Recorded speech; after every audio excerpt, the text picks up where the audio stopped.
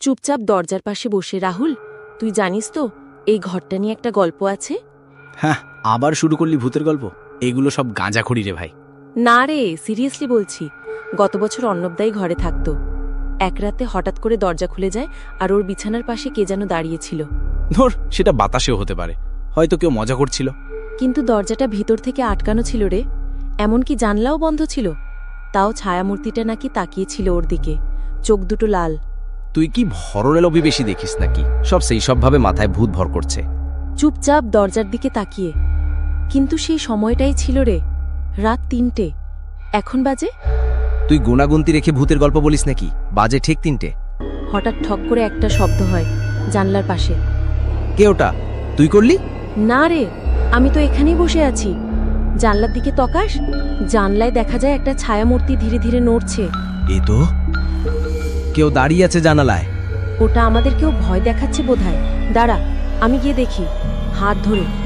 না না রাহুল, তুই যাস না। ভূতের গল্পে যেমন হয়, যারা সাহস করে বের হয় তারাই তো।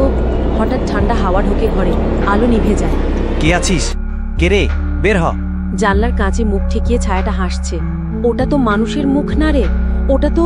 হঠাৎ জানালার কাঁচ ভেঙে একটা ঠান্ডা হাত ঘরে ঢোকে। দৌড় রাহুল, দৌড় দে। দুজনেই চিৎকার করে ঘর ছেড়ে পালায়। পরদিন সকালে নোটিশ বোর্ডে লেখা হয়, গতরাতে হোস্টেলের পুরনো ঘরে অস্বাভাবিক ঘটনা ঘটেছে। কেউ আহত না হলেও রাহুল ও সুমন মানসিকভাবে বিপর্যস্ত। অনুগ্রহ করে ছাত্ররা রাতে ওই ঘরে অবস্থান করবেন না। চোখ কচলে। সুমন, কাল রাতে যা হলো, তুই ঠিক আছিস তো? আমার এখনো শরীর ঠান্ডা ঠান্ডা লাগছে রে। চোখ বন্ধ করলেই সেই মুখটা মনে পড়ে। জানালার কাঁচ ভাঙলো কিভাবে? কেউ কি ওদিকে গিয়েছিল? আমি জানি না রে, আর সাহসও হয় না গিয়ে দেখার। ঠিক তখন দরজায় কড়া নড়ে। ঢুকলেন দত্ত স্যার। তোমরা কি কাল রাতেই ওই পুরনো ঘরে ছিলে? জি স্যার। একটু এক্সপেরিমেন্ট করছিলাম, গল্পটা সত্যি কিনা জানার জন্য। স্যার, তাহলে ওখানে কি আছে? চোখ সরু করে। আগেও অনেকেই সাহস দেখাতে গিয়ে ভয় পালিয়ে এসেছে। সেই ঘরটা অভিশপ্ত বলে বহুবার বলা হয়েছে। ভূত নাকি? মানে সেটা বলা কঠিন। বছর 10 আগে এই হোস্টেলেই একজন ছাত্র নিজেই নিজের ঘরেই। আজও কেউ জানে না কেন সে এমন করেছিল। কি করেছিল স্যার? সে ঘরের জানালার সামনে দাঁড়িয়ে চুপচাপ নিচে লাফ দিয়ে দিয়েছিল। তখনও ঘর বন্ধ ছিল ভিতর থেকে। আর তারপর থেকেই প্রতি বছর ঠিক ওই একই দিনে রাত 3টায় জানালার পাশে একটা ছায়া দেখা যায়।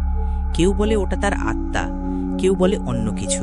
চুপচাপ ভাবে, কাল যে ওটা আবার এসেছিল, তাহলে কি এবার আমাদের টার্গেট? আমরা তো পালিয়ে এসেছিলাম, কিন্তু জানালার কাছে যখন হাতটা এসেছিল মনে হচ্ছিল কেউ আমাদের ছুঁতে চাইছে। আজ রাতে ঘরটা তালা দিয়ে রাখবো, তোমরা কেউ আর ওদিকে যাবে না। কিন্তু কি স্যার? আজ কি সেই ঘটনার বার্ষিকী। রাত ৩টে। হোস্টেলের পুরনো ঘরের জানালা আবার হালকা করে কেঁপে ওঠে। কেউ যেন চুপি চুপি ফিরে এসেছে। সুমন, তুই জানিস, কাল রাতে ঘুমোতে পারিনি রে। মনে হচ্ছিল সেই ছায়াটা এখনো আমার ঘাড়ের পাশে দাঁড়িয়ে। আমিও রে, আর একটা শব্দ হলেই গায়ে কাঁটা দেয়। কিন্তু তুই এখানে কি খুঁজছিস? আমি দত্ত স্যারের কথাটা নিয়ে ভাবছিলাম। সেই ছাত্রটা যার মৃত্যু হয়েছিল 10 বছর আগে, তার নাম কি ছিল? কেন লাফ দিয়েছিল? এইসব কোথাও তো লেখা ভাগতেই পারে। কাকু, পুরনো ছাত্র। ঠিক তখন লাইব্রেরিয়ান কাকু এগিয়ে। কি খুঁজছিস বাবারা? ছাত্রদের রেকর্ড আছে কিছু? এই যে এখানে হ্যাঁ আছে, তবে সব দেখানো হয় না। একটা ফাইল আছে আলমারিতে, নন একাডেমিক রেকর্ড, ওইটা খুঁজে দেখতে পারিস।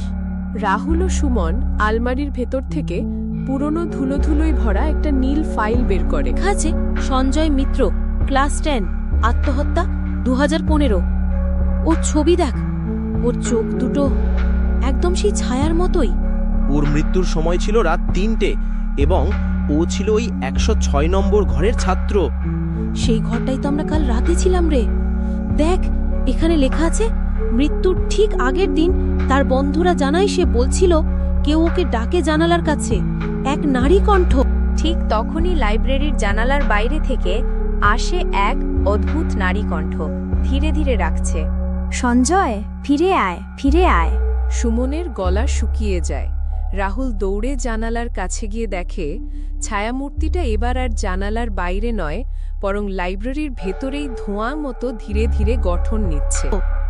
দৌড়, ওটা এবার ঘরের ভিতরে ঢুকে গেছে।